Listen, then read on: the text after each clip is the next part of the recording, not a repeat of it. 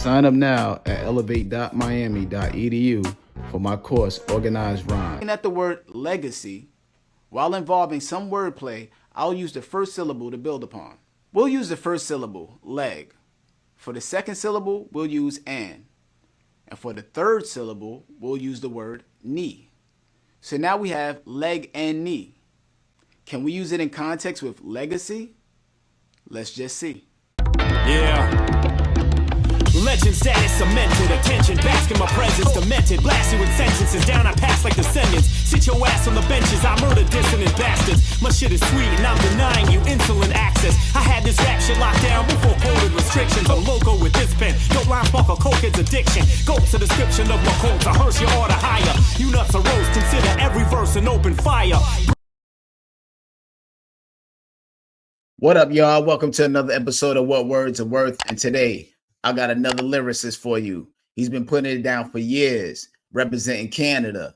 And he writes rhymes about life, relationships, politics, whatever you want to hear about, he's able to rap about it, storytelling.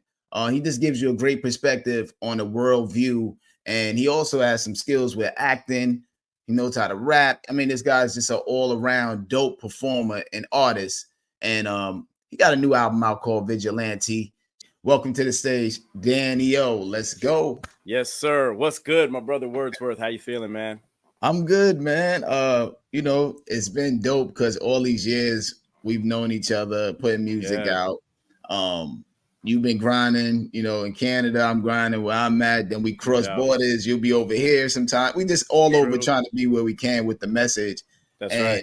One of the marks of you and me knowing you is like the consistency of holding the values of the culture. So that's my perspective of you, man. Like, oh, that's amazing. Firstly, I'm honored to be on your podcast, bro. And it's always dope chopping it up with you and talking with you. And I agree, man. I've always felt like hip hop in and of itself is this worldwide culture, but I also refer to it as a family.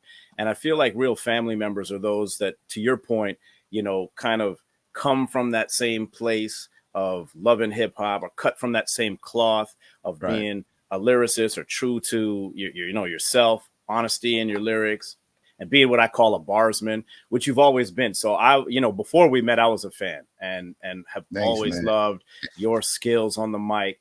And it's just amazing too that we're brothers in that, you're as cool a person as you are as dope a lyricist, man. Oh, thanks, man. Appreciate you, man. Well, man, I heard the Barsman record too as well. So I listened to that. So we're gonna get into that first. So, man, before I even start the interview, but also like watching a lot of. I like when you post those videos of when you started to remind people you didn't just get here. You know what I'm saying? People will assume like, there's an issue in hip hop of validation, like validity, right? Because of ageism, we kind of messed ourselves up with this ageism, which messed up our bridge a little bit.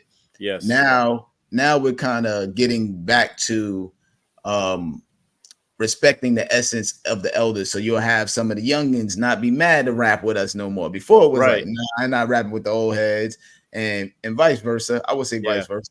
But now it's more of a bridge with things like that.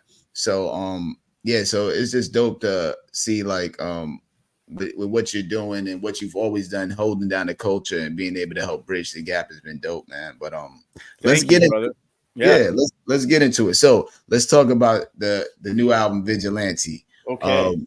I listened to the album. It's dope. Yeah, it's dope. Very proud of this one. Thank you, man. Yeah, I hope you know too. I wanted to tell you there's a shout out on here that says special thanks to Wordsworth. I just want to let you know that you're shouted on this.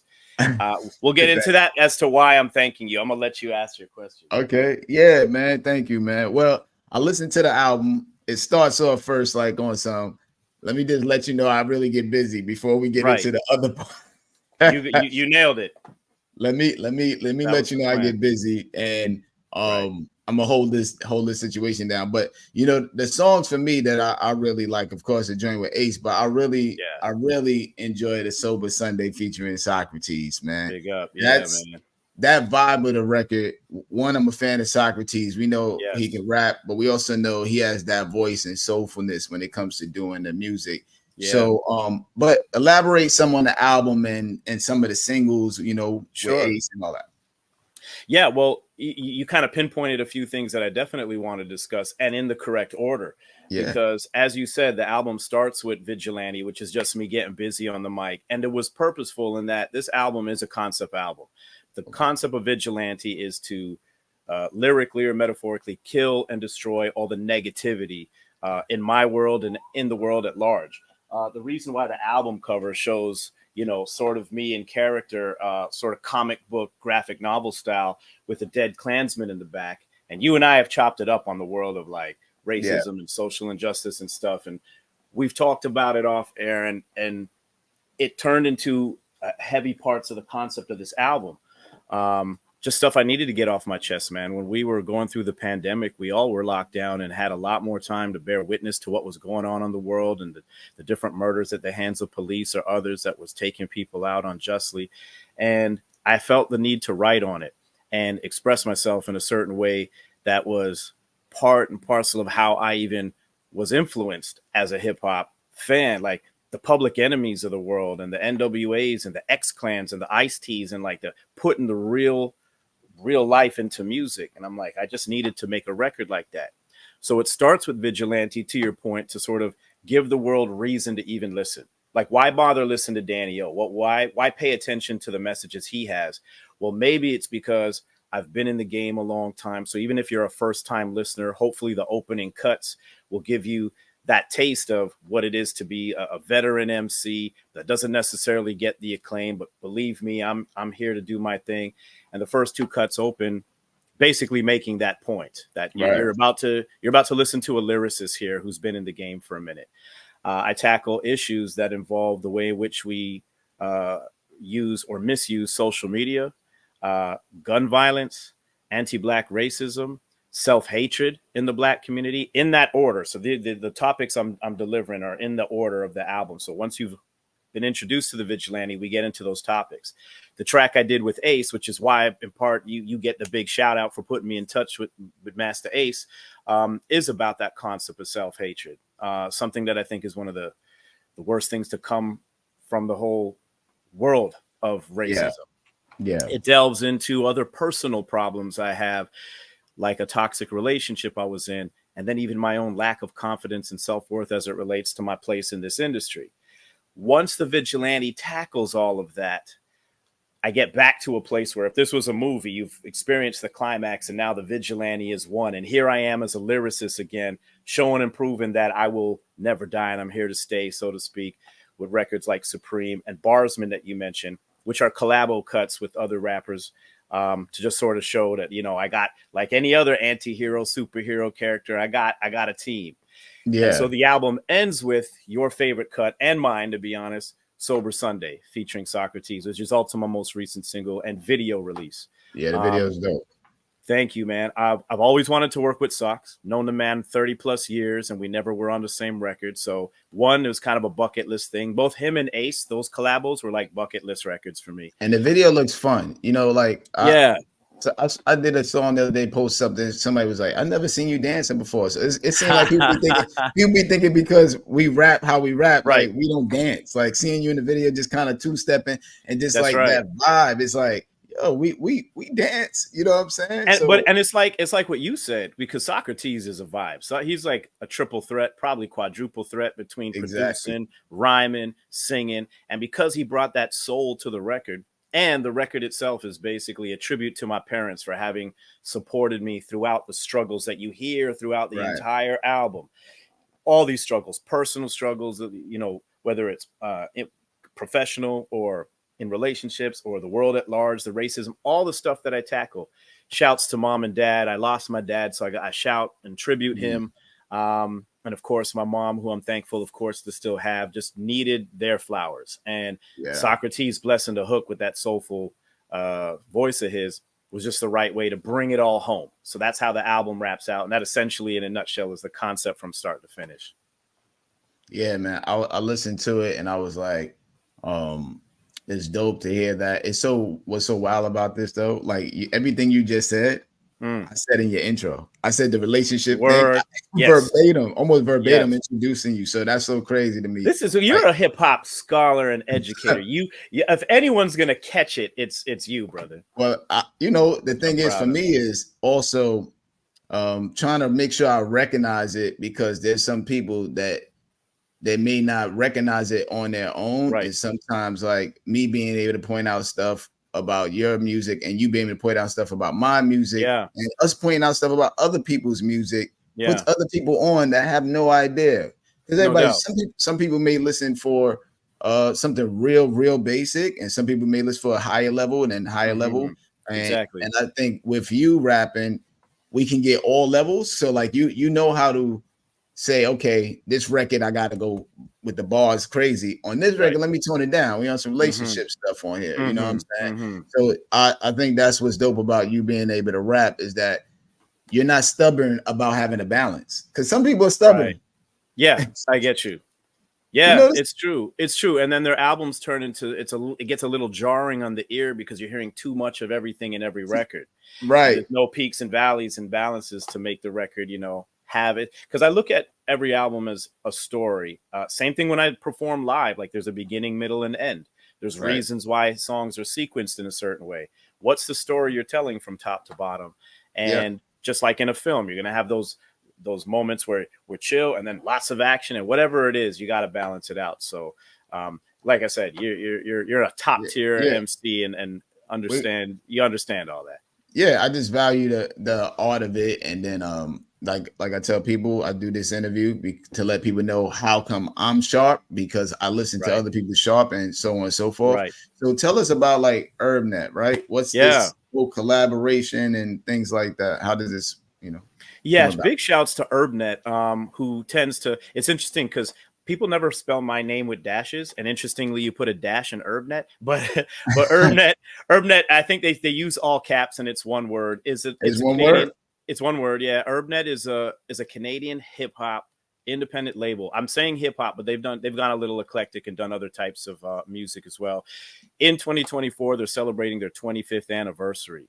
And so this is a label that's been around. Shouts to Daryl Rodway and my man Janusz, because the two of them sort of founded and headed up this label. I actually met Daryl back when I did my first album. We're talking about 2000, around 25 years ago, when he founded this whole thing.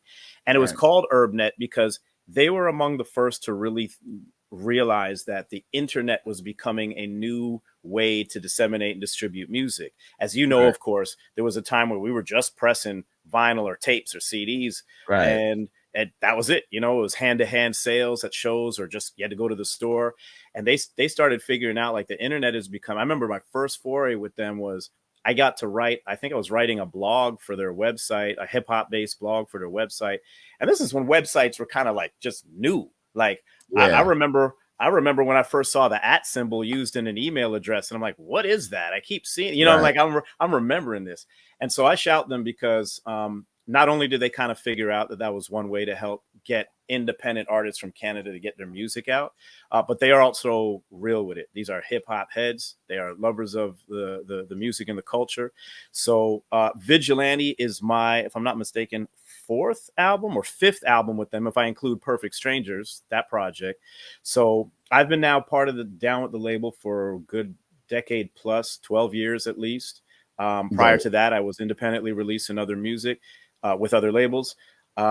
But HerbNet can boast different artists such as my man Decisive, Mocha Only, Classified was once rocking with them, Eternia, who I know you're good friends with. A lot of us have released records with HerbNet. So shouts to them on their 25th anniversary, and also for holding it down for artists like the ones I mentioned and many more who are just dropping dope music, and they're big supporters of it. So let's get to the origin, right? So the Danielle, like I have your name spelled properly on here with the dash and everything. The so thank you. Why? Explain the name and then the hyphens and stuff.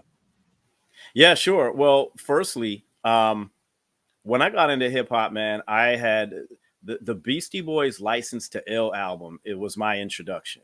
I was in grade 4, 10 years old, and my first name was MC Rock D. which was an amalgamation of their three names, MCA, Ad Rock, and Mike D. So I was MC Rock D for about 2 years. And my brother J Trill, shouts to him, who's still my brother and actually my barber. We were elementary school friends who just fell in love with hip hop and started rhyming. And we formed this group called Too Weird.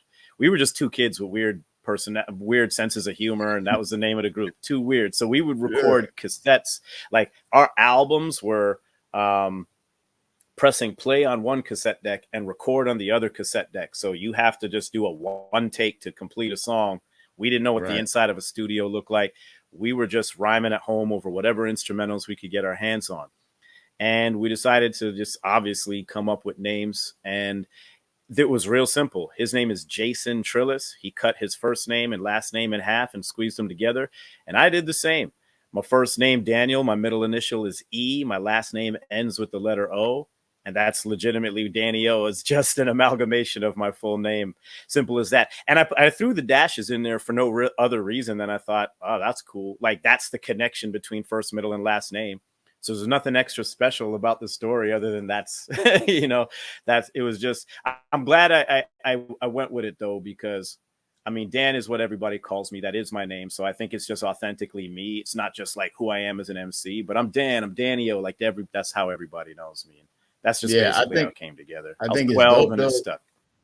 Yeah, I think it's dope that you do have the dashes in between on the basis of a logo too. It's able to provide you know what I'm saying? Like, you may not have thought about it like that, but it actually, ended up being that way. Like, if I see it and, okay. And now I know if I don't see the dashes, then I'm like, yo, this might not be. Yeah, it's not him. Exactly. And you know what it's really worked out for? And this was pre-internet, but it's worked out in the world of searching, because Danny-O with the dashes, you'll find me. You punch in something else, not necessarily. And I've only recently come to my attention that there's a Danny-O out there without the dashes. So yeah, it sets me apart. Yeah, everybody has like their name. Somebody has their name pretty much nowadays. And you type it in wrong, you gotta, so definitely having the dashes helps with that. So being that you write so much and put out, what are you doing? You writing on paper, computer, phone? Writing your head? How do you do this? It's all of the above, actually, but there's been sort of a transition from one to the other. I actually going to pull this out, since I don't think I've ever done this, but I actually have. So I'm here. I got a bunch of my old lyric books, brother. I'm curious to know, because you're such a lyricist. I'd be curious to ask you the same question, but I don't know how good this will show up on camera, but I'm going to actually show my writing process. Now, there's a record from a long time ago. This one's called Lil Elijah Say, this record on my Inevitable album. You'll see at the top, I feel like I'm teaching one of my workshops. I put the alphabet, and then you see a big mess on the page with all those numbers. Right. Now, you a writer, I'm going to guess you know what those numbers represent, right? I'm wondering if you took counting bars with them. I'm not. That's exactly it. So I know I don't got to teach you. So that's where all my bars are. And you see that they're all over the place. So my writing style has always been an amalgamation of ideas that are all over the place that I would just throw down on an ugly sheet like this and then start putting it together like a puzzle. Sometimes I have these ideas like nowadays. Yes, it's on the phone, where it's like I have this idea, throw it in the phone. And so this was sort of my maybe a decade ago or so way of doing it. Now I do sit in front of my computer, literally where I'm sitting now. I'm just a few feet away from me sitting, throwing a beat on, getting all those ideas out of my phone or wherever I put them. Sometimes they're on the computer, and I'm just typing away, or I'm up on my feet, kind of freestyling out some of my feelings and ideas that I already have written, and I'm typing it. So that's the sort of newer school version of what I used to do that I just demonstrated. And yeah, man. So now I just have them on the computer. But similarly, it's a way of structuring all type of bars that haven't been put in order until I sit down to do it. And then after you got all that together, then how long does it take you to like put it together and read it? Are you reading it off of that paper like that? You read it off that paper too? Well, see, when it did look like this, because I numbered the bars, as you mentioned, I would know the order that they went in. So then now that's kind of crazy, because that looks kind of all over the place. I don't even know how I'm reading that paper, and one is up here, 2 is down Yeah, here. So that's you're right. reading that going like Correct. this. So you're absolutely correct. So 2, 3. I don't even know where all the numbers are, but this lyric is this. So this is when I wrote it out, Okay.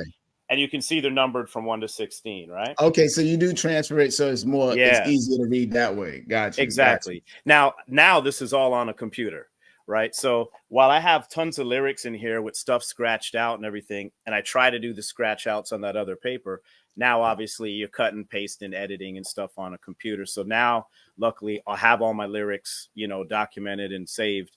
But it's that similar process. And it's interesting because you and I are both educators, brother, and I've been doing workshops since 2006, and I still teach this method right on down to the alphabet, because to me, having the alphabet there, even though I rarely actually kind of use it, is just a rhyming template. Sometimes I just have a word and I'm like, I look at a letter, and you probably do this too, and you just see the word. You just know that word rhymes with so-and-so because you know the alphabet, but seeing it, I'm a visual person. So I like to make sure everything is there in front of me, right on down to the title of the song, or at least what the song's about, because sometimes I don't have a title yet.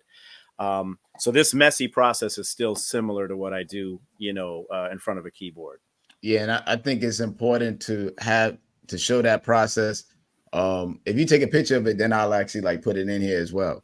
But I think it's important to show that process on the basis of it's not pretty. It doesn't have to be pretty. You know what I'm saying? Because a lot of kids, they have kind of this self-consciousness with, self-conscious of how does it look? Yeah. The real self-conscious of I don't know. This is, I write like this, because handwriting is not such a big deal neither. So if they're going to write it, rather going on the phone, some of them still do write. Yeah. But they just write their own way. I've had kids also mention that they're afraid of looking at their writing or letting us look at it because we're going to judge the spelling. Yeah. I'm saying they think we're going to judge it, but we don't. You're right, bro. And I think you actually pinpointed something that's very interesting about today's youth culture. And there is a lot of self-consciousness there. And there is a lot of worry and concern. And the program that I'm currently teaching, shouts to Next Generation Arts here in Toronto. We're doing a program called Heal, and it's specifically catered towards those who have experienced a certain trauma in their lives or different mental health issues or what have you. And they're here, and the program is here for them to utilize the arts. There's a spoken word poetry program and a hip hop songwriting program that I teach, so that it's not just about writing rhymes or learning how to record a song, which they do, but it's about what they're writing and how they're expressing themselves and how it's actually a therapeutic process to write about it and perform it. I know I speak from a place of practicing what I preach, because what I do on my music, certainly with the Vigilante album, is I get out the things that are maybe hard to have a conversation about, but somehow writing it, rhyming, it just puts me in a place of empowerment where I'm like, I feel better about doing this. So right on down to how it's written, to your point, literally what it looks like, whether you're spelling words correctly or not. These are the types of things that I encourage my youth to not worry so much, because this is a safe space for you to make your mistakes here. See, I'm here to prepare you for the studio. That's when you want to have this down. But now, make the mistakes, change the words, the bars. You might learn some, to spell things correctly in the process, which is a great little plus. But not worrying so much about some of the smaller things. And I think sometimes I remind myself of that when I write my own songs about my own issues. Is some things, just in Sober Sunday. And I'm so, I appreciate you bringing that up. There's a line where I say, life's a lasagna. Each layer is a greater trauma. And I think sometimes, I know I do this, I will layer my problems. So sometimes I'm having this particular issue, and sometimes just having that issue becomes the issue. So now I'm mad that I'm mad. And that's a layer. And I'm adding that layer. And maybe I spent a day frustrated. Maybe I could have been doing something more productive. And I'm mad at that now. And there's another layer. And then something else happens that's not a big deal. I've dropped something. No big deal. Pick it up. But now I'm extra mad that I dropped it. No, you're such an idiot.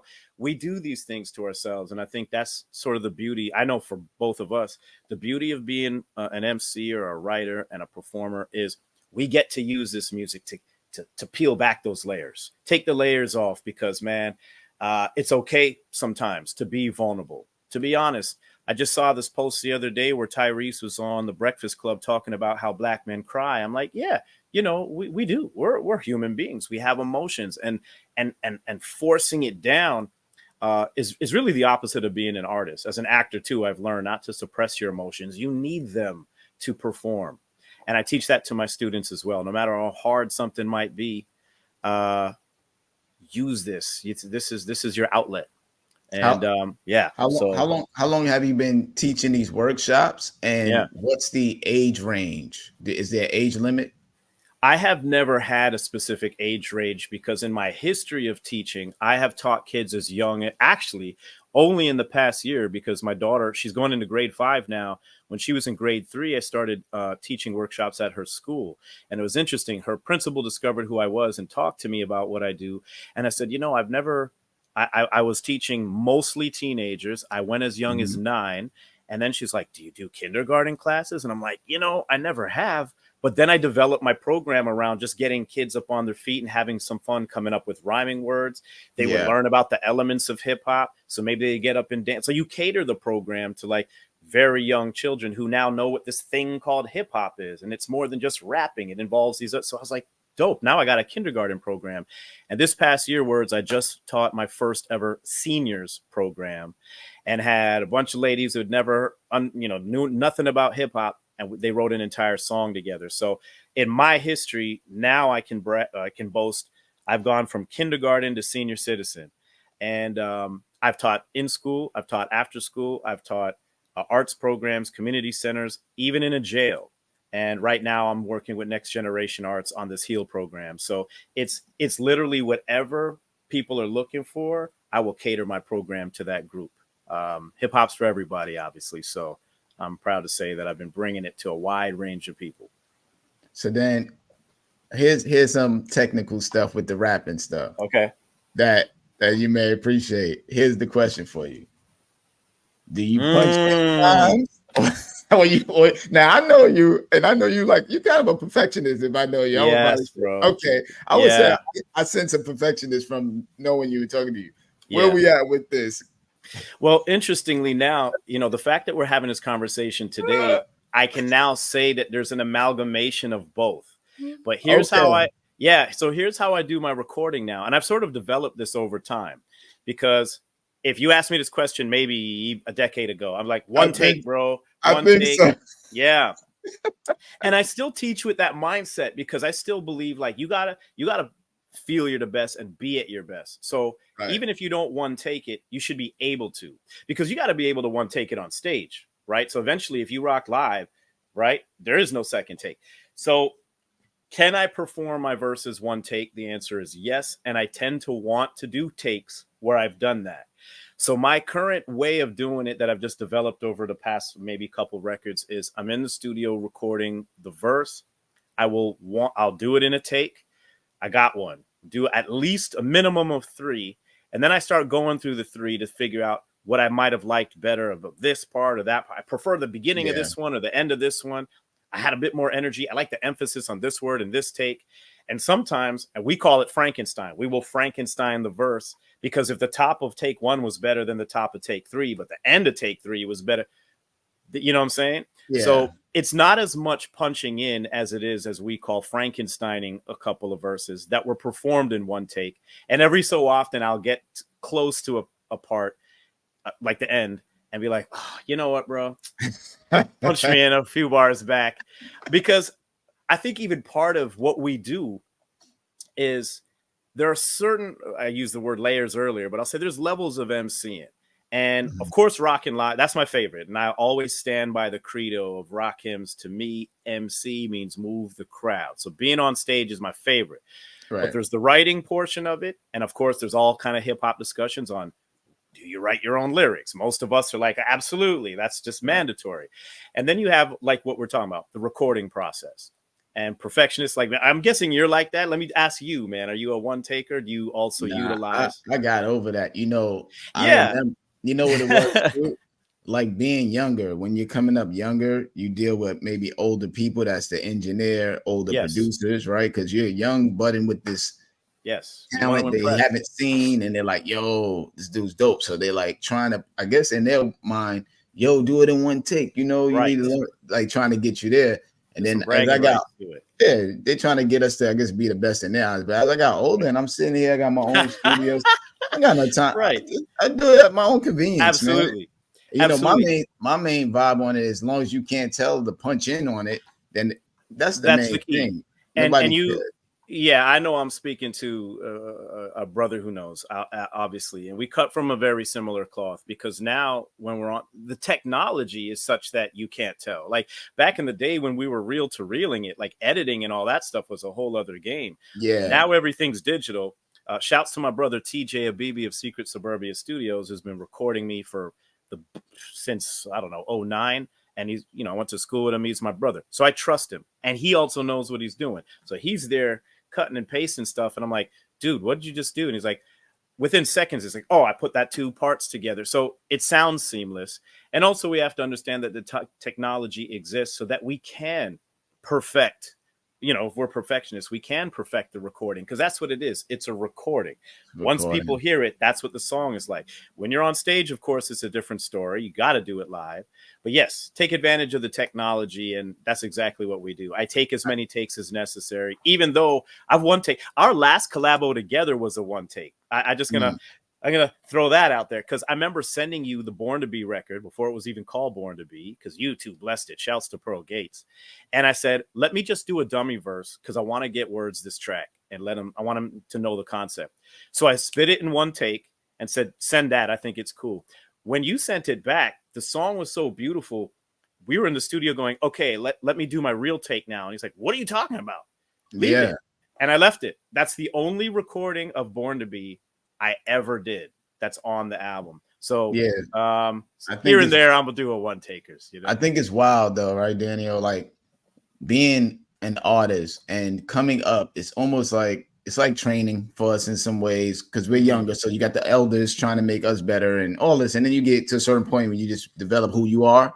But I think sometimes we put like these imaginary barriers on us because we heard other artists did something and they're the best. So like when Jay-Z just started writing his head and everybody stopped writing, right? Or like, and he would say, I'm one take whole. So now y'all got to do one take. If I don't do one take like Jay-Z, I'm not good.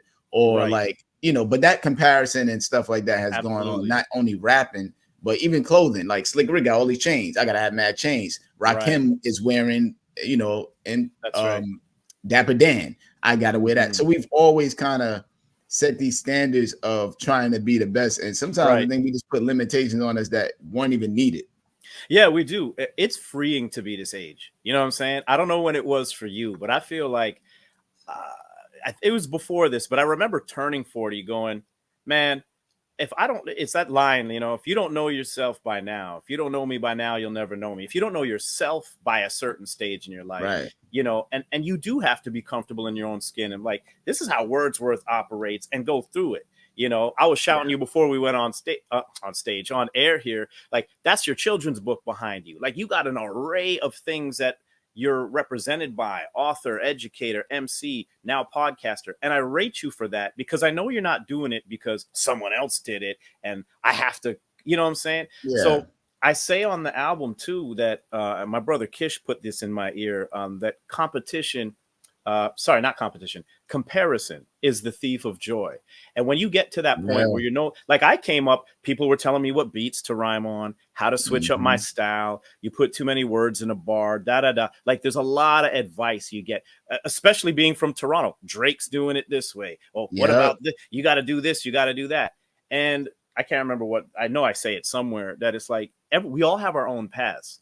We all look different and sound different. It's just the way God made us. So why would you do things exactly the way someone else has? The way it should be done is your way. And whatever your way is, you should have discovered by a certain time. And I know now, bro, in my 40s, I'm writing my best lyrics of my life. I feel like I'm performing at my best. I feel like I'm in my best shape. Sometimes it takes longer than others for us to really figure out who we are. And why I did that in that it's records called Mismatches, from the album, was where I tackle my own self-doubt. And by the end of the record, I get to a place where I'm like, I'm realizing it's okay to be me. And not everybody's going to recognize me. Not everyone's going to be a Danio fan. In fact, a lot of people never heard of me. I shout you and love you, brother, because I know that this podcast will get people introduced to me who never heard me before. Like, I'm okay understanding what where I'm at in all of this. I wouldn't trade my music for anybody else's, because this is me. It's who I am. It's what I've created. I've gotten this far. I've been doing it this long. And when you finally let go of this worried about what everybody else is doing thing, it's very freeing. And it just you create better music. You're in a better mental health space. And you start doing stuff like I said, man, you're writing. All the different things we're doing. And I'm proud of that, man. I'm proud of you too, brother, because it's good to know that there are other MCs out there who just get it, and we're doing it the way we should. You definitely have to like be comfortable in your own skin at some point. For sure. Like here's how I look at it. Like, I keep it 100. If you ask me, I'm gonna tell you pretty much how it is. How I look at it is like this. You're gonna make albums, and I'm not gonna like every song. I'm going to make albums. You're not going to like every song. Mm-hmm. We got friends that are making albums and we're not liking every song. Absolutely. But the songs we do like, we like and we love and support. But how I roll though, despite what the album is, I'm going to ride shotgun with you. I'm saying? Yeah. But we have to be mindful that you can't satisfy everyone. Right. That's what it is. Once you realize like, I could play a song for you and you'd be like, that joint's all right. But I have to really go like, but does that supply my vision of where I'm trying to go as me?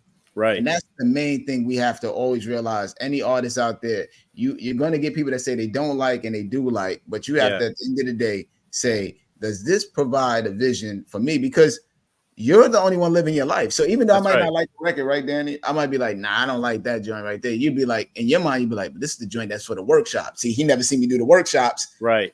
So he don't even know how this is going to play at the workshops. Yeah. Yeah. And you got to wrestle with that because I'm not living your life. You're not living my life. So everybody, that's what I would suggest is think about when you're making music, whether people like it or not, what part does it play in your life with people that I may have never met, nobody never met. And it'll make you make better decisions going forward. I agree completely. I mean, it's interesting is, I have this over my shoulder. This album you're on, of course, and it's the one before Vigilante. I should probably be displaying Vigilante up here, but this album was made strictly out of I've become a father, and it was the only thing I cared about, and to this day, it's the most important thing in my life is my daughter. And in that moment, I'm like, I don't feel like rhyming about anything. I don't feel like doing anything else, thinking about anything else. So this record was not made from a perspective of, let me make my next big hit, or I think I'm going to blow up with this one. Didn't even cross my mind. All I was doing was writing from my heart because of my love of my child. And if people like it, they like it. And if they don't like it, they don't like it. And I don't even care.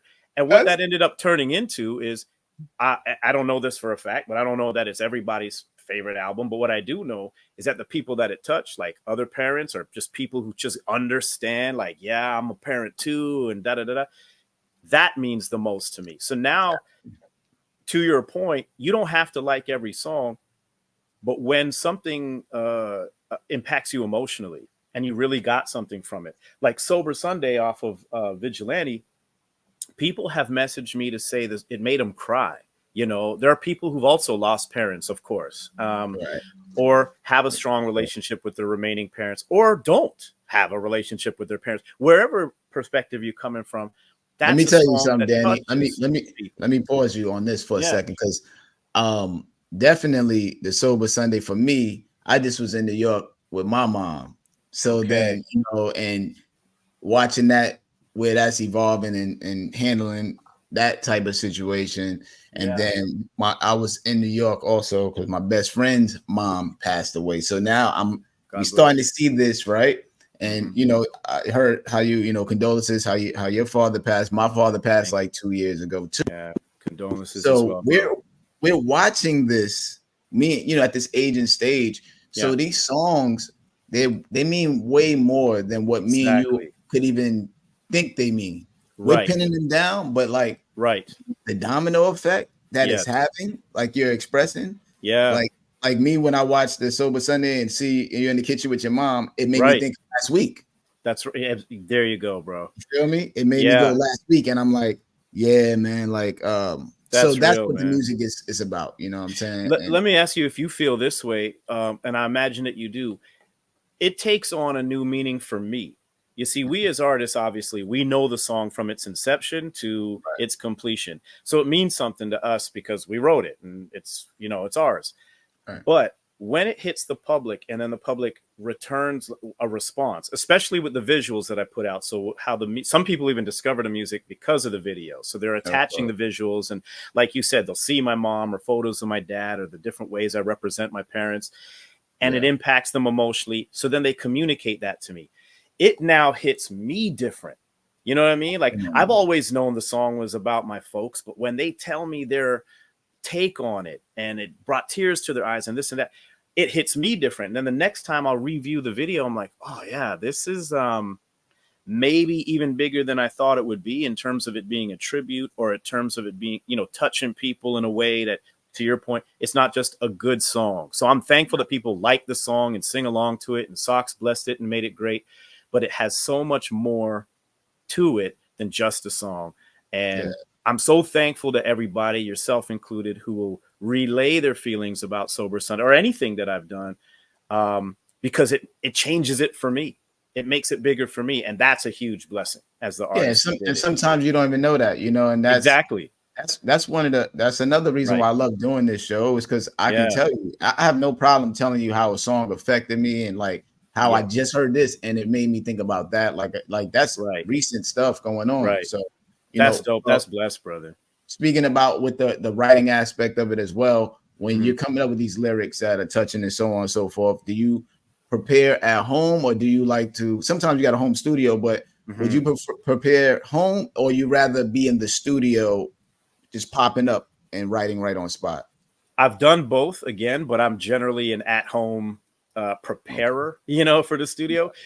Thank God my brother's just down the road. So my studio is maybe 10 minutes from me. And I work with a brother. So it's always a very comfortable experience in the studio, but I do like to be prepared. Like I said, where I'm sitting is just a few feet from where I write. And so once I know that I'm good to go, I holler at him and I'm in the studio. So it's not quite a home studio, but it's pretty close to home. I have been in the studio though before. This is a rare occurrence where I've done a few collabos with artists where, for example, my collabo with Chip Fu, shouts to Chip Fu, brand new single just dropped, Like Us. I worked with him on my Inevitable album about a decade ago. And I wrote a verse prior to the session, came in with him. He had done the hook, which was amazing. He did his verse and killed it. And I just felt like it needed a wrap up. And so I wrote that final verse, second verse in the studio. And I've done that here and there. And I'm glad to have that ability because to your point, I think you're like this too. Being a perfectionist, there's times where I write a verse and I'll go back to it. Could be the next day, could be the next week. I changed word. At Vigilante, I did this a lot. I went into the studio to change words. I'll give you one. It's just off the top of my mind. The original intro bar for Sober Sunday was recorded as "Mama, you're my Dalai Lama, my source of calm when I encounter drama." And then the Dalai Lama did some weird stuff with this little kid. And I was like, nope. So I went back to the studio. You know what I'm talking about. And I was like, nope. I went back to the studio and changed Dalai Lama to Body Armor. Fire. Yeah. And that's what got pressed is "Mama, you're my body armor," which maybe was even a stronger line because I think that's even stronger. It's absolutely it's more relatable too. It's more, you know, I agree. Yeah, it's more relatable. It makes a stronger comment about being protected by your parent, and also, to your point, sometimes that's the reason I'll make changes. Is this is just a better line, and there's several throughout the album I could talk about. So, although I prepare as best as I can, the perfectionist in me changes things up every now and again, and I'm back in the studio doing it. And some things happen in the session just on a whim. Yeah, and I like to ask this question a lot of times because I think as artists, we hold ourselves accountable to a certain standard sometimes that it could kind of penalize us and have us stagnated and things like that. But this question really is, I like this question because I'm trying to help other artists as well with our answers to understand that a lot of this stuff is very situational. Yes. Yeah. Right. You know what I mean? Like right now, you might get a call and be like, "Yo, such is down here at the studio. Right. You want to get on this? Right. What do you do? Yeah. Do Exactly. you be like, I don't got the 16 right now. Give me 2 hours. You know what I'm saying? Yeah. Like, no, and I think that's part of what you were saying earlier about being comfy in your own skin is it's cool to be a perfectionist and want the best out of what you do. But I think it's also cool to trust yourself a little and go, look, I've been doing this decades, most of my life. This is just me. And so I don't know if you do this. Sometimes I'm not even in the studio. I'm at home and I'm like, I need to get this verse done. And I feel bad when, especially if I'm doing a feature verse and it's been a minute, sometimes I knock it out quick. Sometimes like I promise I'm gonna get to it. And somehow a week or two passes. I don't know where the time went. And now I feel like it's crunch time. And I put this pressure on myself and I sit down to write. And sometimes I'm like, can I even do this? You ever feel like, I don't know, did I write every bar that I could possibly think of? What am I going to do now? And then it just happens, man. It always just like riding a bike or whatever euphemism you want to use. If you can do it, you will do it. And so, yeah, I've had to get over my own hangups before. yeah, I used to feel like that younger. When I was younger, I was like, I was like, man, you know, writing and rhyming so much. I used to be like, man, am I ever gonna run out of rhymes? Like I used to, at some point when I was younger, I was thinking that. I was like, man, will I ever run out of rhymes? And then I just got over that because I think what kept me from feeling that way is just the more busy I stayed, I knew I knew whatever the situation would arise, I would be able to do it. So then I was like, oh, you're always gonna have rhymes and verses. And you're going to experience life. Like you're going to have more things to rhyme about and things are just going to happen. And yeah, I think sometimes you just have to remember who you are. Like you're capable. That's who you are. You know, shouts to Cardinal Official who put out this challenge recently. I did a challenge too. And then he did this challenge and my manager Jell hit me up. He's like, yo, you gotta body this Cardi beat, blah, blah, blah. And I'm like, man, you know, I did. That's the first thing I said is like, man, do I have rhymes for this? And as I sat to do it, actually, I didn't sit to do it. I went through that process of, I got motivated. Yeah. Things just started happening. I remember I took my mom and my daughter to a play and I'm sitting there on my phone. I had bars just come to me. I wasn't even paying attention. And when I sat down to write, that process was more of the putting the pieces of the puzzle together process because I had so many bars just hit me that by the time I was done, I'm like, yo, this is one of my best verses. So you could go from, I don't know if I can do it, to writing the best thing you've ever written, just if you maintain that sense of confidence. And I'm glad that you said what you said, because this is something worth teaching the youth. It's over and above lyric writing. It is about self-confidence. It is about believing in yourself and knowing that you can accomplish something if you put your mind to it.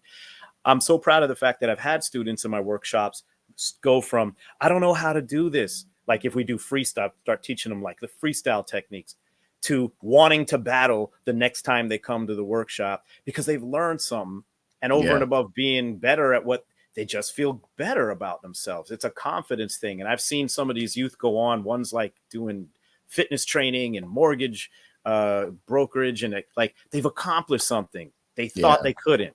And some of them come from neighborhoods where they've made to feel like they're not going to accomplish anything. So, yeah, man, just keep the wheels going, man, like we're doing, and you'll never run out of rhymes words. I know that. You don't run out of rhymes because you could tell the story different ways. You have conversations every day that are different. So that's the other thing.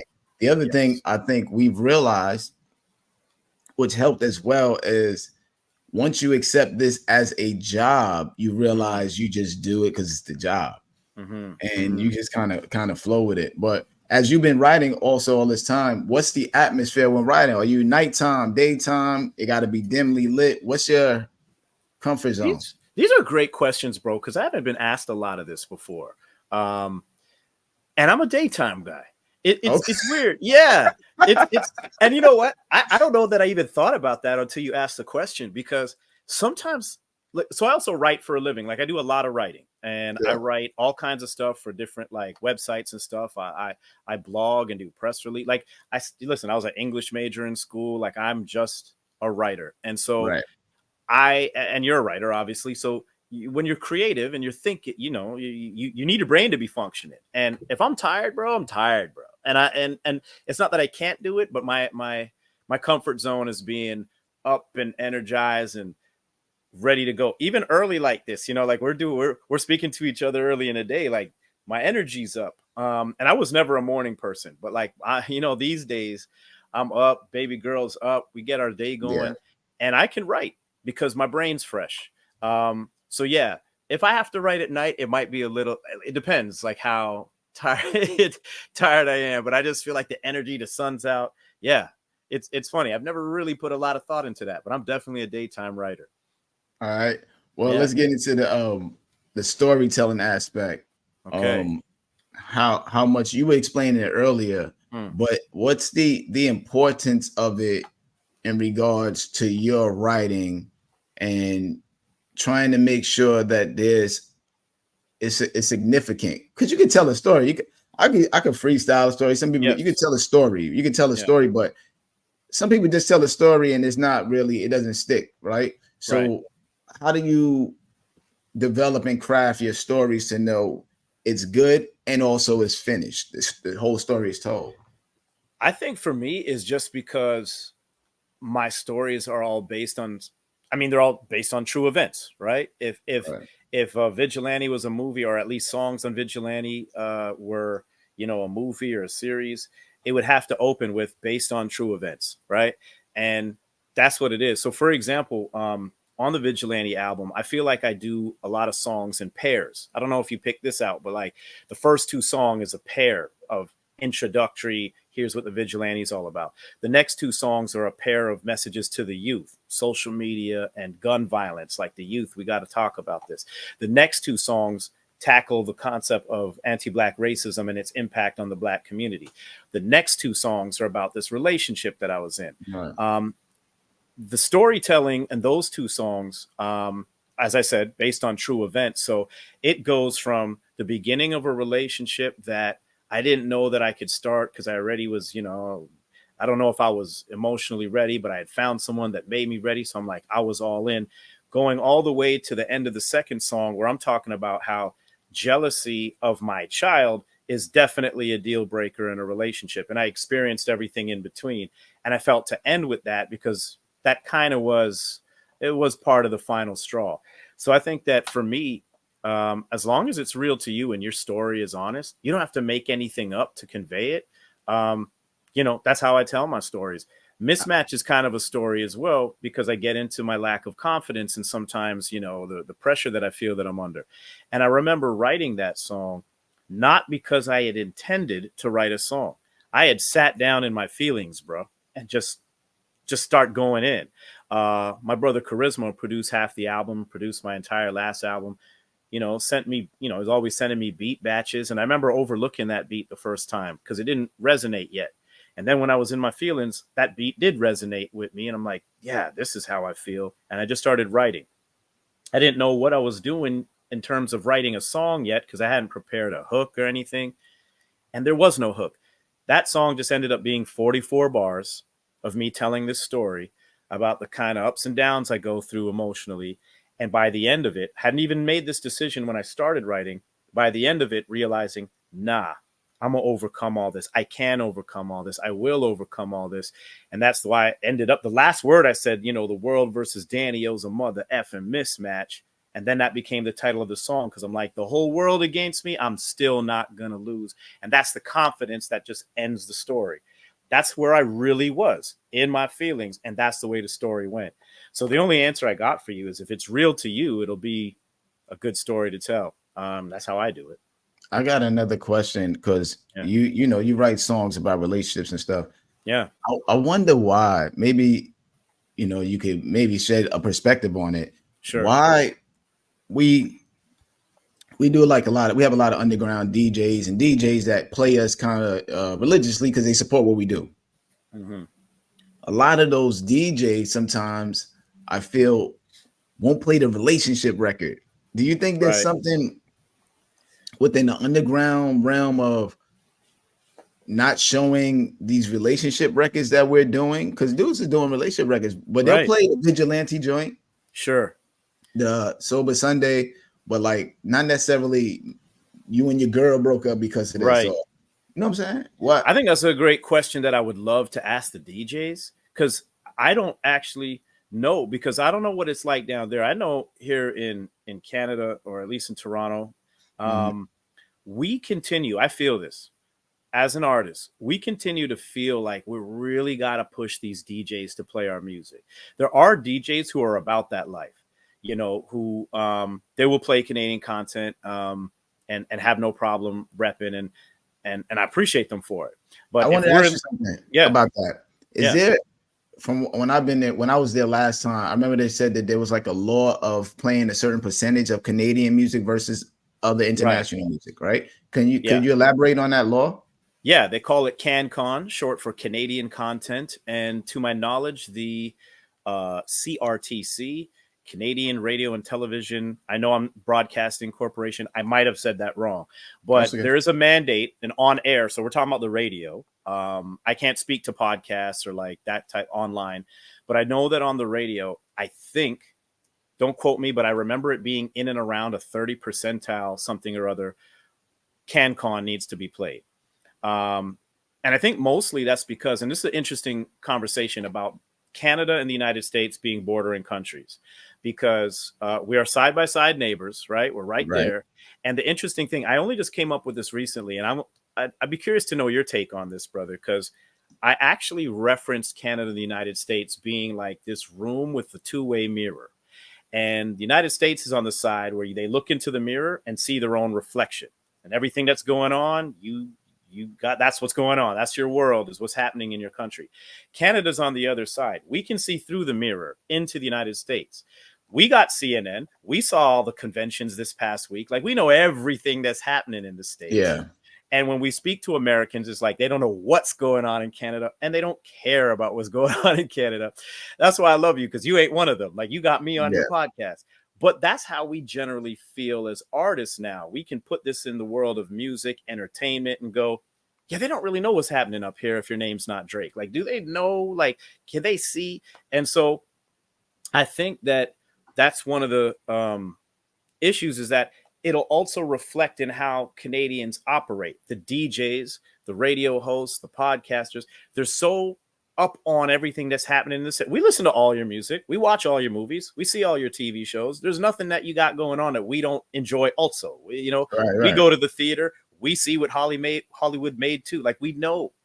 But do Yeah. you see the last Canadian movie? You know what I mean? So there's something that I call an inferiority superiority complex. It's both.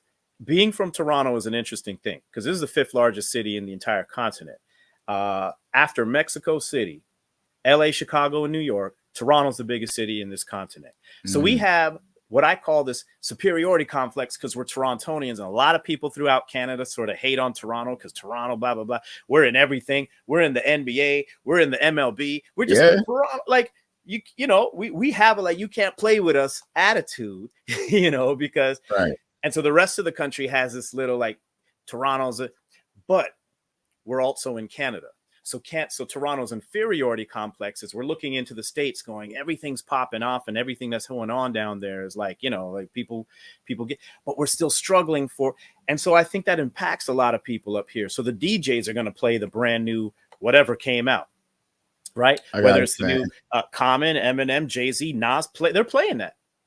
Yeah. And where is our music getting squeezed in there? So even up here, we're fighting for the people up here to recognize the music up here, because we look into the United States and see what's happening, and a lot of people replicate it. So I can't call out one DJ over the other, but that's how my general feeling has always been. It's like, yo, I'm still pushing, believe it or not, bro. So, you know, we started talking about this, and we mentioned Sober Sunday throughout.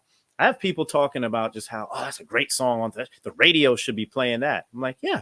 It sounds like the radio should be playing it. Do you think commercial radio is playing Sober Sunday in Canada? UrbNet is still, just this past week, we talked and we're like, hey, man, we just got the video added to Stingray, which is this online video. They put videos in rotation for people to see. Short of, like, we used to have much music. We don't see videos on television anymore. Yeah. It's an internet thing. How do we get this song on commercial radio? Well, now that Stingray's got the video, that'll help us with the push. We've been trying. So even with CanCon Words, there's artists as you know, some bigger named artists, from the Justin Biebers to the Drakes to the Celine Dion's, to name the Canadian big time artists that the States have already embraced. That's what they're going to use as CanCon, unless, of course, we're talking college radio and the underground DJs who do support what we're doing. There's a lot of them. Shouts to them. There's a lot of people playing my music. That's what I'm saying. Like, but I love commercially speaking, it's still, we are underground artists. We are still vying for our spot, CanCon or not. To hear Danny O on commercial radio it's still a struggle, brother. So give me some of the similarities of rapping and acting, or differences. So what are those that you find? Yeah, the similarities for sure. One thing that I can say, and I teach my kids this, is in the most recent acting workshops that I've been a student in, I've learned, and I've learned this a long time ago, but it continues to get impressed upon me that let me say something. Yeah. and then delve into this. Sure. Just so I can let people know. Yeah. A lot of Danny-O's commercials are in the States. So if you don't know Danny-O from the music, you'll know Danny-O from the commercials. So this is where you may have seen him. You can look up his videography or discography and everything of that nature and see that he's in commercials that we watch, y'all. So he's not necessarily like a stranger to you or me or anybody. It's just that the arena he's in. He's in another arena that you're enjoying his work too. So we're more so on this show today want to get you involved in enjoying his work from the audio musical side, his musicality. But we are enjoying his work. You are enjoying his work from an acting side in the commercials and TV. So if you don't know, this is why I want to make the connection. So yes, please elaborate on that. Yeah, will do. And much love, brother. And to everybody out there, if you got Disney Plus, there's a hip hop musical called World's Best. I'm in one scene in the film, but I am in that one, and that's cool because it is hip hop based. There's a horror movie out called Life Changer. There's an MMA based movie called Tapped Out. I believe those might be on Amazon Prime. So anyway, my IMDb will fill you in. What about the commercial when you push the girl on the swing? Yeah, that was Kraft Dinner macaroni and cheese commercial. I did that. There we go. That was playing down there too. There's a lot. So that's another thing about Toronto. Some people refer to it as Hollywood North because so many things are shot up here. Like The Boys. If you guys are watching The Boys, that's all shot here. I've auditioned for The Boys. I was in a show called Breakout Kings when they were shooting it up here. Tons and tons of movies. Toronto was always they're pretending it's New York, Detroit, Chicago. They shoot it here. So yes, a lot of that's why I wanted to do this because like make sure I tell people that because they'll look at that and that's what it is sometimes. Sometimes people got to go, oh, that is him from there. Let me go check his music out now. Yeah, no doubt. Yeah. So I'm glad you ran down that. So yes, please share with us the similarities and differences. One of my favorite, I think, and things that have stuck with me the most about what I've learned as an actor is that acting is not pretending, or at least it shouldn't be pretend. Acting should be reacting, and that means going to a true emotional place in your life that you can use and revisit to portray a character's emotions.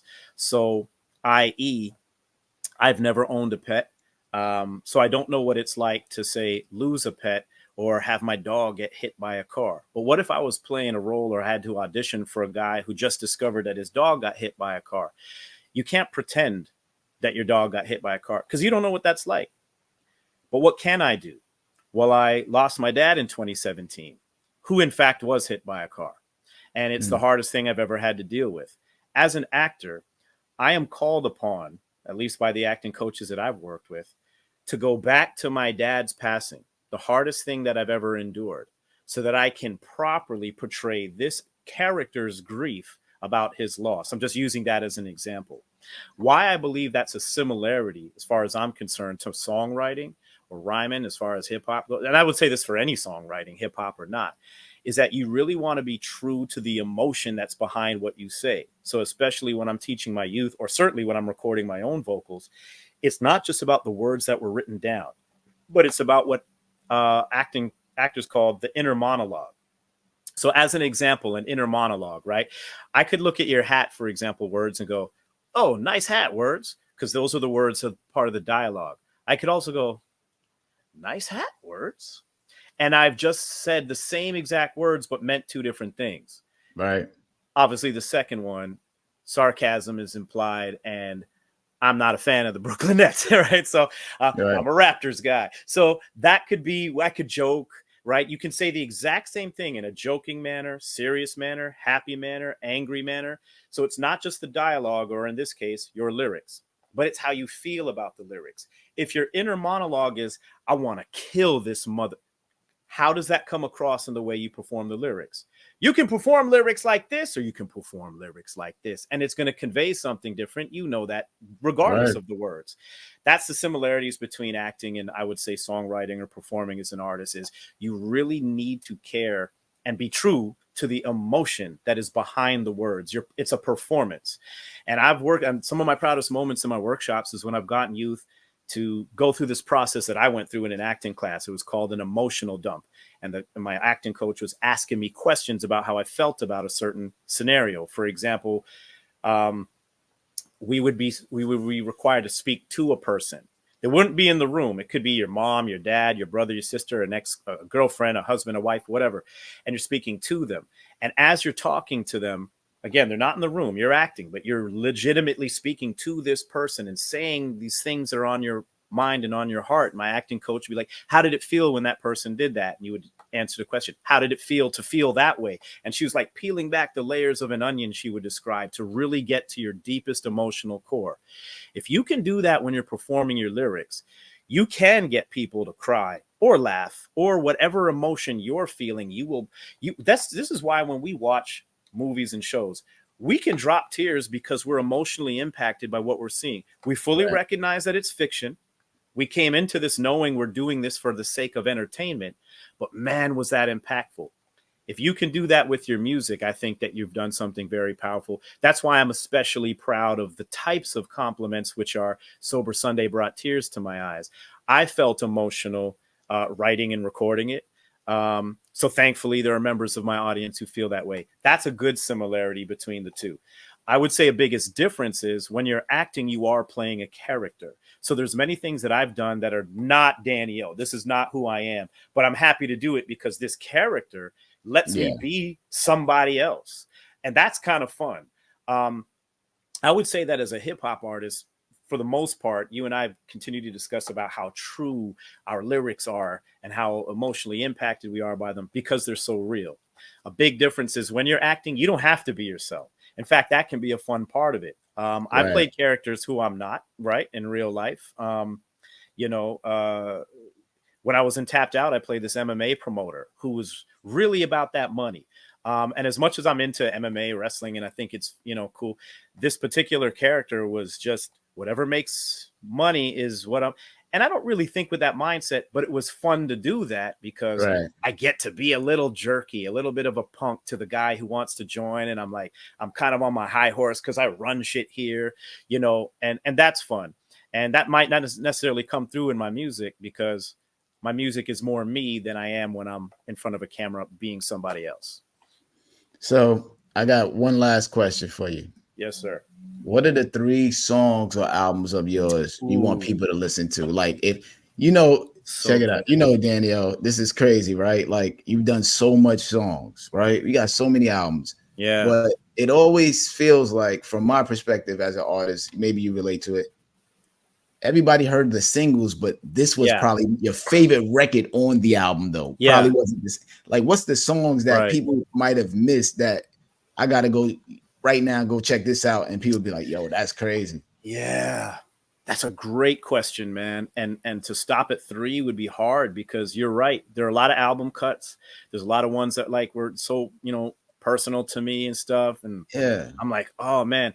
Like, for example, most people who do know my career will reference Dear Hip Hop, which was my first single. Dropped 28 years ago. I wrote it 30 years ago. Like, it's that old. It's been that long. And thankfully, I've been blessed to have people call it a classic and all of that stuff.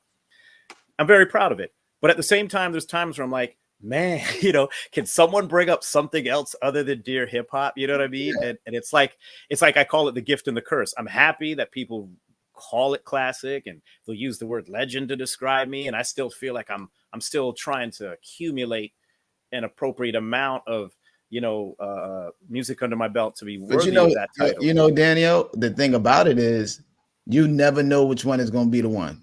That's why we still keep doing it. You know what I'm saying? Like, right. That's the next true. album might be it. Or, what's dope about the internet that I do like, yeah, that, their hip hop could take off tomorrow. And you'd be that's like, what? true.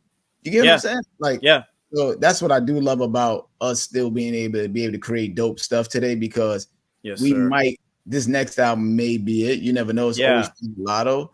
But the Dead Hip Hop joint, that's one of those. I'm with you as well. Like, I could hear that and be like, yo, check this out. But it does bring frustration when people it's like one record of yours, but you're it. like, yo, this and this and this and that. So that's why I like asking this question, because I know when you make an album, you're dropping 2 singles, but that doesn't mean that's the best records to you. It's just that people think these records work. Right. To bring people to hear your favorite record, maybe. You know what I'm saying? Yeah, brother. Yeah, absolutely. And I don't know if you do this. I'd be curious to know if you do, but I know that when I'm writing my records, I don't think I've ever done this, but I certainly don't do it now. I've never written a song going, this is my single. I don't know. Right. Like I wrote this album. So I will also answer your question with maybe the most obvious answer. Vigilante, for sure. It's my favorite album of my career. It is my best album, lyrically, conceptually, production wise. Thankfully, I feel like I've been receiving that feedback since it dropped in May. So for the past couple of months, people have been telling me this is the best album on my career. Maybe part of it was like, yo, 30 years later, I want to be known for something other than just steer hip hop, even though I get lots of love for other reasons. It's like, I wanted this to supersede anything that I've done. I think creatively, musically, sonically, artistically, I feel like I've done that. So first and foremost, if I were to introduce anybody to me who's never heard of me before, I would start backwards. Listen to this album first, and to your point, yes, as we discussed in today's podcast here, brother, that I sequenced Vigilante in a very specific way. And I do, especially in this era of Spotify and pick and choose your favorite songs to put on your playlist, I do want people to hear it from top to bottom in sequence. And I would say that because it is a story and I am telling it. And to your point, because I didn't choose the singles beforehand, and once the album was complete and I started really digging into like what made the most sense to drop, Like We became the first video. I dropped the Cleanse My Soul single in February with my girl Century and Master Ace. February was Black History Month, and I thought it was a special message. Cool to be doing a record with Ace, obviously, all of that. So the singles take the album out of sequence, right? You're not hearing it in the order it was intended. Cleanse My Soul was not intended for that. It was intended to be the song that followed up the song about racism and all of that. So it is weird because Sober Sunday just dropped. It's the end of the album, but it's the third video. So now you're hearing it out of sequence. I'm listening to the album and I'm like, is this the album Sober Sunday? Because I didn't scroll to the bottom. You know what I'm saying? Yeah. I'm like, I'm looking at the track list and I'm like, I don't see Sober Sunday. Man, this is the latest. And then I saw it at the end. So like you said, I saw it at the end. And it's interesting too. I don't know if that's a good or bad thing. I had one of my brothers when he first heard the album go, you got to move the Socrates song up. Like that's and I'm like, yeah, I get it, but it ends my story. So I chose the artistic route of it belongs here. You could even argue save the best for last. Like everyone thinks it's a beautiful song. There are songs in the history of hip hop that have ended albums. Fight the Power was not originally part of Fear of a Black Planet, but it does end the album. I mean, there's other examples I'm sure we could use. By the way, that reminds me, I got to ask you a question before we get out of here, talking about songs that end an album. But for me, I just needed to stick to my artistic vision. And yes, it's on the album. It ends it. So it ends the story, but it's also, I mean, it is there. So I'm just going to say Vigilante for sure. Songs, last album, it's interesting because what I did with the Master Ace record is the exact same thing I did with the record with you and Gates on my last album. We weren't in the same place at the same time to like film a video for it, but I felt that the messaging was so important. I led with it and it dropped as a single online. And I would love people to hear that one. not just because it's my Wordsworth collabo, but Born to Be, I think, is such a strong message, especially given that here we are in another election year for you guys. And all that's been going on lately are the two conventions between the Democrats and the Republicans. And Born to Be, for me, I start with, and this is literally the first line of that song is, I wrote this on the eve of Trump's inauguration, because I did. His first, when he was in the night before his inauguration is when I wrote that verse. And once again, I was in my feelings about what it meant, because again, even as a Canadian, what happens in the United States is very impactful, and we care and we see it, and it impacts people up here, and we talk about it. And it's like, yo, I didn't like, this. I didn't like the rhetoric. I don't stand for what he stands for. And I felt it necessary to write about. So I would say, especially now, I would want people to dig into Born to Be from the Day It All Changed album, featuring Pearl Gates and Wordsworth, because you guys don't just bless the record, but I love the messaging and the fact and the things you say, the things Gates says. It's like this is impactful stuff that impacts our lives that I think people can really hold on to and will resonate, especially in today's world. Right now, other than that, I think I would probably say this, because this is not on Spotify and is one of those overlooked. If you don't go to the Danny O Bandcamp page, you won't see. God bless Dilla. Shortly after Jay Dilla passed, I did an entire tribute mixtape. And one of the reasons I did it, and maybe you didn't even know, and the reason I want to bring that up is, one, that mixtape, Dilla Pickles, wasn't just about me tributing Jay Dilla, but I want to credit his music for having got me out of a rut. I don't even think you know this, Words. I feel like my career so far has happened in two parts. It started as this little kid, a 13-year-old who won a contest on television up here. Years later, I would put out Dear Hip Hop and start my foray into being a recording artist. And I put out some albums that are up here. And by the year 2004, I dropped my second album, See No Evil, Hear No Evil. And I remember that being the year, in and around that time, we really started seeing hip hop turn. It was getting commercially viable, but not necessarily the music we liked. And we started seeing artists blow up that weren't exactly true to hip hop. And there was this whole underground versus commercial fight. And especially as a Canadian artist, I was like, man, it's hard to get on. And like, it was getting harder. The internet was coming around, but not quite, things were changing. And it changed for me artistically and mentally. And I thought, I don't know if this is for me, man. What I thought was real hip hop, these people like whack stuff now. Like, where do I belong in this world where I'm being true to real hip hop, but also the not great stuff is the most popular? It was like, it was frustrating. And I didn't quit, but my mindset changed. In and around 2004, 05, and 06, in that era is when I first started a podcast. It's when I started taking my acting more seriously, enjoying classes. I just started doing things that were not being an MC anymore. What changed me back into finding why I started writing rhymes to begin with was just listening to Dilla's beats. I loved the beats. I was digging his music. It made me love hip hop again. Not that I fell out of love with it, but it's like my relationship was, you know what I'm saying? And I just started writing to his beats. And I wrote and I wrote and I wrote, without any intention of doing anything other than getting my pen back. And I got my pen back and I was like, screw this. And I went into the studio and just recorded an entire mixtape tributing him. He had passed by that time, obviously, and I dropped it.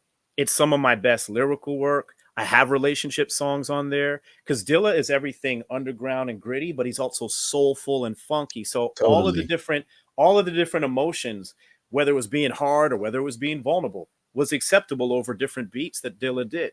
So that was the project that I had gotten Promise on. And Promise and I ended up doing an entire collabo album, which marked our first collabo together with you, Words. So that was sort of the second part of my career. So to completely answer that question, go to dannyo.bandcamp.com. It is a free download, all in tribute to Jay Dilla. It's called Dilla Pickles, and I would want y'all to check that. Yeah, man. So I appreciate having you on here, man. Also being able to not only shed light on just from a artist career, from rapping and doing music, but also making the combination and connection for people that have seen you on TV and doing what you do. And I appreciate you just staying in the game because you know, this roller coaster is crazy. Yes. Sometimes, you know, you put an album out and we're not doing it as frequently as a lot of these people are doing it today. People put out albums every week, every month, and this and that. And we came from how we came up. It's kind of like album this year, maybe a year, 2 years, it's in that, but still in it, putting out quality music that means something, that has a message. So I appreciate you putting out music and things like that along those lines. Give everybody your social media stuff and how they can contact you for everything. For sure, will do. But I have some flowers for you before I go. We're not ending without me throwing them your way. You see Danny O spelt correctly, even though Words appreciates the dashes. I can tell you, even up here in Toronto in Canada, people have been misspelling my name for 30 years. It's Dan-E-O. You do not have to capitalize the E and the O. People always do. If you punch that in and go to DannyO.com, you will get everything that there is Danny O between. You can pick up my brand new album, Vigilante. It's on Fire Orange. I actually have it on the table because I was rehearsing to it. It's on Fire Orange vinyl. It's on CD. It can be digitally downloaded, of course. It's on Spotify. It looks like this. So this is my best album. That's why it's Fire Orange. And you can get me an Instagram, DannyO1010. So they don't allow dashes on Instagram. So DANEO1010. That's my Instagram and my TikTok. And obviously you punch it in anywhere that you listen to music and you'll find my music.